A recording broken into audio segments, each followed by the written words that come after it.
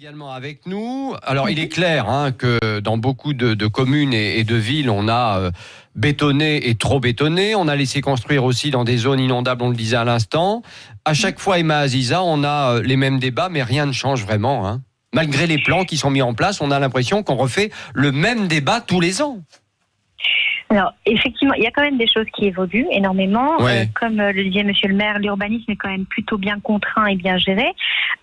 Pour les nouvelles constructions, puisqu'il y a de nouvelles obligations, notamment tous les nouveaux PPRI ont l'obligation d'intégrer des diagnostics de vulnérabilité, du risque inondation à chaque nouvelle construction.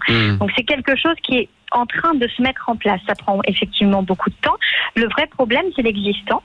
Et puis, à partir du moment où vous faites évoluer une ville, à chaque fois que vous construisez une route, que vous construisez une infrastructure, en fin de compte, vous allez bloquer le libre écoulement des eaux. Ça, c'est donc vrai. vous allez à chaque fois créer des nouvelles zones inondables qui ne l'étaient pas auparavant.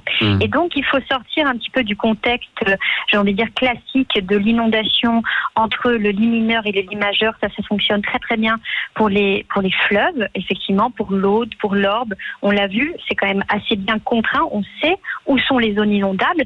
Là, la problématique que l'on a, que ce soit l'année dernière avec la catastrophe qui s'est passée dans la nuit de l'Aude, il y a un an, ou bien encore cette fois-ci, c'est qu'on voit très bien qu'on est complètement débordé par l'ampleur des événements et notamment par les effets de ruissellement qu'on ne maîtrise pas. Et d'ailleurs, oui, Emma, d'ailleurs, il y a une image toute simple et des commentaires tout simples que l'on entend. Des gens qui aujourd'hui nettoient leur maison ou leur magasin et qui disent « on n'avait jamais vu ça dans nos quartiers ». C'est effectivement une phrase que l'on entend énormément, qui est liée à plusieurs phénomènes. Premièrement, le fait que on a très peu de mémoire des risques. En général, sur un territoire, ça ne dépasse pas les 5 ans. Donc, on a fait le test sur des zones qui avaient été touchées dans le Gard. On est repassé 5 ans après. Toute la population nous disait, mais non, on n'est pas du tout en zone inondable. Donc, on oublie très vite. Et effectivement, il y a de nouvelles zones qui sont inondées qui ne l'étaient pas auparavant. Pourquoi ? Parce qu'elles sont inondées directement par la pluie qui tombe du ciel, qui va ruisseler immédiatement. C'est ce qui s'est passé l'année dernière où des territoires entiers ont été traversés par des ruissellements en nappe avant que ces eaux soient contraintes dans le fleuve de l'Aude et effectivement suivent leur cours normal. Ça veut dire que il faut peut-être revoir notre manière de gérer le risque inondation. Considérer qu'on a un territoire entier qui va être soumis à des risques majeurs, que ce soit d'ailleurs des tempêtes, que ce soit des cyclones qu'on voit maintenant, enfin pas des cyclones directement aujourd'hui en Europe, mais des tornades. Des tornades, oui. Voilà.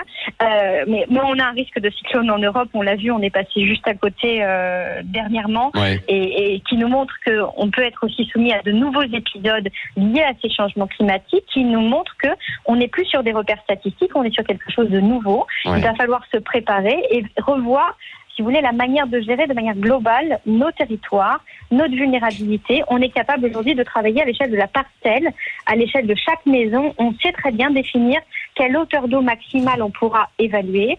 Et à partir de là, si on a des solutions immédiates avec des travaux à mettre en place pour faire en sorte que l'eau ne rentre pas dans le bâtiment, ou bien si l'enjeu humain est tellement présent et qu'on ne pourra pas sauver la personne, là, effectivement, il va falloir prendre des bonnes décisions. Bon, eh bien, on va continuer évidemment d'en parler avec vous, Emma Aziza. Gilles Tanneau, maire de Hounoux, dans l'Aude, est toujours avec nous. Emma Aziza, experte hydrologue, présidente du centre de recherche Mayane, est également toujours avec nous. Tiens, je voulais vous poser une question, Emma, avant de redonner la parole à Gilles Tanneau. Est-ce qu'il va falloir un jour ou l'autre, parce que vous parliez de ces quartiers, finalement, de ces maisons qui sont déjà construites, de ces appartements, de ces immeubles, en fait, qui sont déjà construits et qui subissent ces inondations, est-ce qu'il faudra un jour détruire certains quartiers dans nos villes, et notamment en bord de Méditerranée ? Ça a déjà été le cas. Dans le Gard, en fait, il y a des décisions qui ont été prises suite aux inondations de 2002. Il y a des quartiers dans des villages qui ont été complètement détruits et les maisons ont été reconstruites plus haut. Donc c'est quelque chose qu'on sait faire, qui demande effectivement des actes assez courageux. Je pense qu'il y a quand même de grands plans qui sont réalisés aujourd'hui, surtout sur le sud méditerranéen. On voit très bien que tout le pourtour du golfe du Lion, qui a été particulièrement impacté ces 20 dernières années, a quand même tiré des leçons. Et il y a des plans d'aménagement, des plans d'action qui sont mis en place, qui visent justement à réduire la vulnérabilité de la population. On ne peut pas dire que rien n'est fait. Il y a énormément de choses qui sont faites. Maintenant, le problème, c'est que ça prend du temps.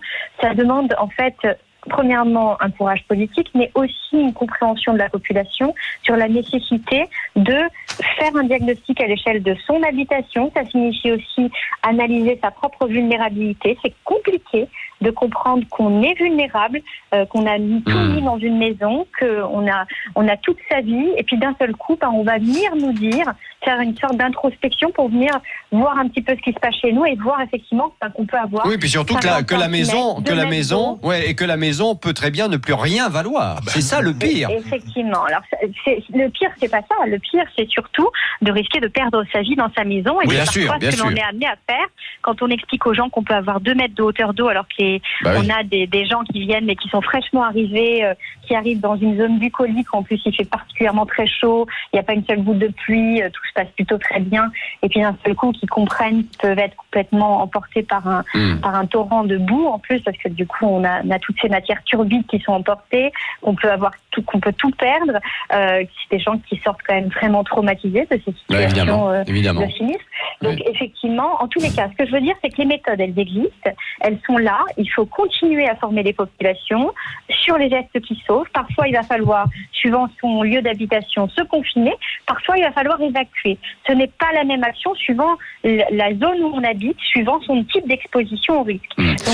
Philippe Binger. Madame l'hydrologue, j'aime tellement votre profession que j'aime bien prononcer le mot. Oui, moi aussi j'aime bien. Hydrologue. Sérieusement, ça veut dire que lorsqu'on achète une maison en certains lieux, on doit intégrer le fait qu'elle pourrait être inondée ou pas?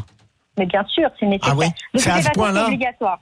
Vous avez ce que l'on appelle un IAL, c'est une information acquéreur locataire qui vous oblige à déterminer si vous êtes en zone inondable ou pas. Ah oui. Le problème, c'est que on va vous dire que vous êtes en zone inondable ou pas parce que vous êtes dans une zone type PPRI, donc vous êtes dans le cadre d'un plan de risque d'inondation. Par contre, quand vous êtes soumis à un risque de ruissellement, là, effectivement, personne ne va vous prévenir.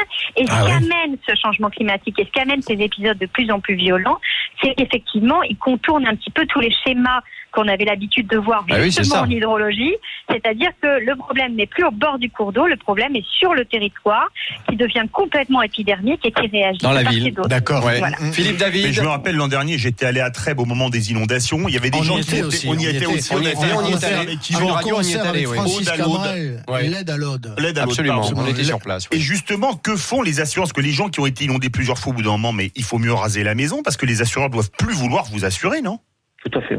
C'est un vrai problème puisque effectivement le milieu assurantiel commence à trouver lui-même ses propres limites et commence à dire en fait on va plus assurer, et donc ça va demander une certaine autonomisation du risque des habitants, malheureusement j'ai envie de dire, parce que c'est terrible, mais effectivement c'est souvent ceux qui sont le plus exposés qui vont le payer le plus cher tribut, et en tous les cas on est en train de changer de système, donc il va mieux falloir effectivement se poser les bonnes questions lorsqu'on va vouloir s'implanter dans une zone, parce qu'il va falloir faire avec, et dans 5 ans, dans 10 ans, on n'aura plus les mêmes territoires, ni les mêmes risques, et ça, il faut l'intégrer dès maintenant. Merci Gilles Tanneau, maire de Hounoux dans l'Aude, d'avoir été avec nous. Merci à Emma Aziza d'avoir évidemment éclairé notre lanterne et avec beaucoup de talent.